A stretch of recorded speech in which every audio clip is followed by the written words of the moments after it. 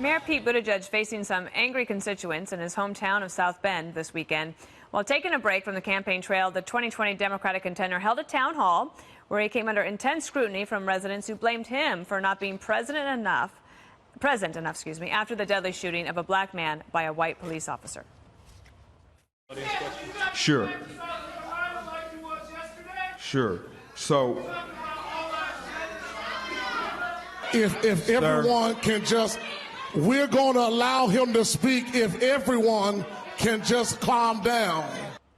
All right, so we know that the debates are coming up this week. It is, Greg, somewhat difficult if you already have a job. So if you actually are a governor or a mayor where you actually are in charge of things, to also run for president at the same time, because everyone's going to say you've been away, it's all your fault.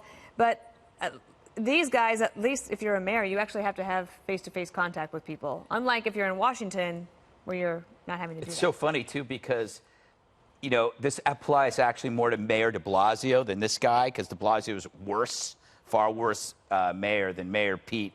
Everyone is doing a segment on Mayor Pete now, some guy that almost nobody knew 4 months ago. And that is the curse of the spotlight, is the spotlight cuts both ways. He was probably thinking in his head that, you know what, I'm not going to end up being the nominee. But this is going to be good for me later, because my face will be, and I'll be on these debates. Everybody will think I'm awesome. But that lasts for like 3 months, because then all of a sudden people find out that you can't even run your city.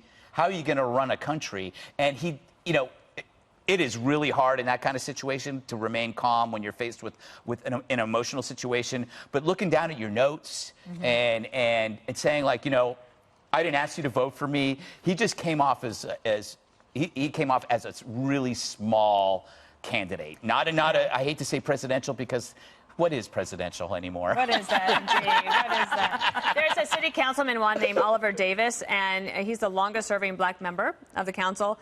He basically said that he appreciates that he was there, and he said very few people could have withstood what he went through without completely losing it. But I have a question. Do you think that Mayor Pete should not go to the debates this week and focus on his job as mayor, or go to the debate and then face the possible backlash from people saying you should be back home working on this issue? No, I think he should go to the debate. I mean, he's running for president. But he's got to be able to handle both at one time. I mean, this is the reality of a guy who is a small-town mayor. And you've got to be able to deal with crisis, because on the national level, you're going to have to deal with people who really are angry at you and screaming and maybe threatening in a way that, you know, but the black I think as mayor, residents. you actually end up having to see people more face-to-face and Well, deal with their anger than in fact, you do. the guy that you cited, who's the longest-serving member of what they call the Common Council in South Bend, said that he not only talked to the press before he talked with the family, he then went on to not attend a vigil where you had black residents and you could get face-to-face and let people understand where you're coming from. He's never explained why the body cam on the police officer didn't work.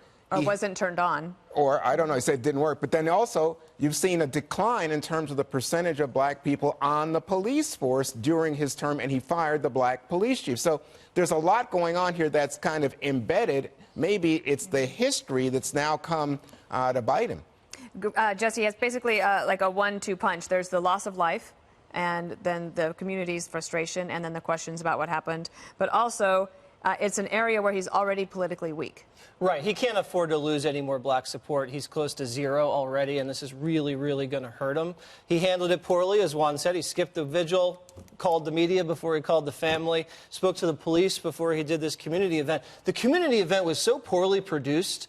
To have him on a little lectern, detached, motionless, sounding wonky, and not really responding passionately to the anger and the pain from his own community was just awful. He needs to get out on the streets. He needs to get in the neighborhood. He needs to hug people. He needs to see their tears and respond and immerse himself in the anguish.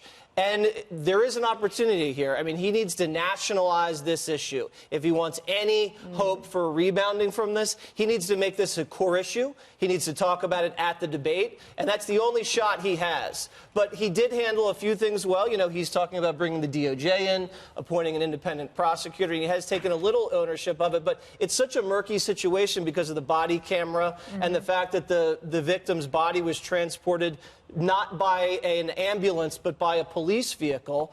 But at the same time, the guy allegedly threw a knife at the officer, was rummaging around cars, and has a rap sheet with weapons and cocaine charges. So you don't really know what the truth was. Right, Lisa, last word? Well, and you had mentioned African-American voters, and that's particularly troubling for him if you look at states like South Carolina, where, you know, black voters make up about 60% of the Democratic primary vote. So that's going to be a big challenge for him there.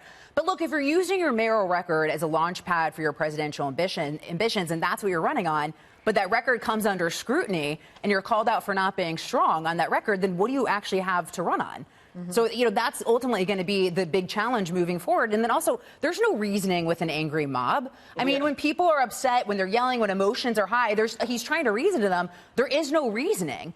And so that's also a challenge to try to get through and talk to some of these people because they're angry. Well, I'll just say, one, I don't think that was a mob. I think they were trying to express them. They weren't attacking anybody. Well, but like, you know, when people are screaming at you and screaming out things, it's very difficult to have politics. meetings. And it's also politics. You could, local whatever politics you want to call is some of the hardest politics. There you go. And all politics is local. Is it really? There you have it. You know, can I make a point Full to circle. what Juan brought up Biden, and this was the point I wanted to make. Ed Rendell said that this isn't a generational thing. It's not just old guys like Biden facing the accusation of racial insensitivity. This thing it's going to keep coming up. Very good point. I'm glad that you made it. Yeah, you know, it Thank you, just came Ed to me. Rendell, for helping us.